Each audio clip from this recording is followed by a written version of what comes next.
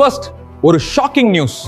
கோயம்புத்தூர்ல மட்டும் கிட்டத்தட்ட 6.5 lakhs வாக்காளர்களின் பெயர்களை லிஸ்ட்ல இருந்து நீக்கியிருக்காங்க. இன்னைக்கு ஒரு ரொம்ப முக்கியமான வீடியோவோட வந்திருக்கேன். நம்ம ஜனநாயகத்துல டெமோக்ரஸில நமக்கு இருக்கிற மிகப்பெரிய பவர் நம்ம ஓட்டு.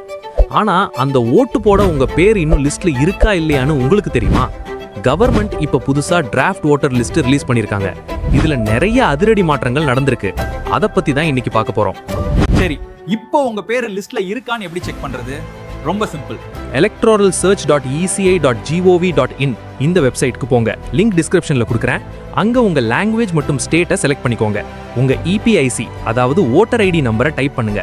கீழே இருக்கிற கேப்சாவை கரெக்டா என்டர் பண்ணி சர்ச் கொடுங்க. That's it. உங்க டீடைல்ஸ் ஸ்கிரீன்ல வந்துரும். சர்ச் பண்ணும்போது உங்க பூத் நம்பர் மாறி இருக்கான்னு ஒரு முறை செக் பண்ணிக்கோங்க. ஒருவேளை லிஸ்ட்ல உங்க பேர் இல்லைன்னா பயப்பட வேண்டாம்.